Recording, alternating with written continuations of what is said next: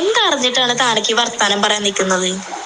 എന്റെ ഹസ്ബൻഡിന്റെ അനിയൻ മരിച്ചിരിക്കുന്ന സമയത്ത് എനിക്ക് അതിൻ്റെതായ ബുദ്ധിമുട്ടുകളും കാര്യങ്ങളും ഉണ്ടായിരുന്നു. ഓക്കെ, പ്രതികരിക്കാണ്ടിരിക്കുന്ന എന്താണെന്നറിയോ? പിന്നെ 90 ദിവസത്തെ എഗ്രിമെന്റും കാര്യങ്ങളും വെച്ചിട്ടാണ് ചെയ്യുന്നത്. ഞാൻ നിയമപരമായിട്ട് നീങ്ങിയിട്ടുമുണ്ട്. അതെ, പറ്റിച്ച് ജീവിക്കാം. എനിക്ക് പറ്റിച്ച് ജീവിക്കാനേ അറിയുള്ളൂ. അത് എന്റെ മിടുക്ക്. പറ്റിക്കാനായിട്ട് നീക്ക് നിന്നിരുന്നത് എന്തിനാണ്? മേലാൽ ഇങ്ങനത്തെ വർത്താനം കൊണ്ട് എന്റെ മെസ്സേജ് എങ്ങാനും അടിക്കാമെങ്കിലുണ്ടല്ലോ.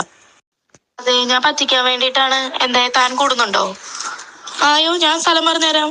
ഒരു സൈഡ് മാത്രം കേട്ടിട്ട് വേണ്ടിട്ട് താൻ നിക്കരുത് കേട്ടോ. ഇത്രയും നാളെ ഞാൻ പ്രതികരിച്ചില്ല എന്ന് പറഞ്ഞിട്ട് എന്റെ മെക്കട്ടോട്ട് ആവശ്യമില്ലാത്ത കൊണ്ട് വന്നിട്ടുണ്ടല്ലോ. ഏതവനാണെങ്കിലും പറയാനുള്ളത് ഞാൻ തരും. കാര്യം അറിയാവുന്ന എന്റെ അടുത്ത് സംസാരിക്കാനായിട്ട് നിക്കരുത്. തന്റെ ഒന്നും കാശ് വാങ്ങിച്ചിട്ടല്ലോ ജീവിക്കുന്നത്.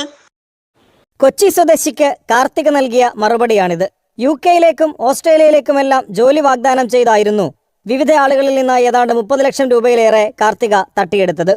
പണം തിരികെ ആവശ്യപ്പെടുന്നവരോട് രോഷത്തോടെയായിരുന്നു കാർത്തികയുടെ പെരുമാറ്റമെന്നുകൂടി വ്യക്തമാക്കുന്നതാണ് പുറത്തുവന്ന ഓഡിയോ സംഭാഷണം. ഉക്രൈനിൽ നിന്ന് MBBS പാസ്സായെന്ന കാർത്തികയുടെ അവകാശവാദം തെറ്റാണെന്ന പ്രചാരണം ശക്തമാണെങ്കിലും ഇക്കാര്യം പോലീസ് ഔദ്യോഗികമായി സ്ഥിരീകരിച്ചിട്ടില്ല.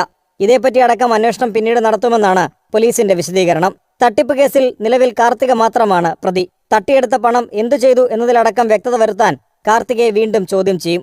തിങ്കളാഴ്ച കസ്റ്റഡി അപേക്ഷ നൽകും.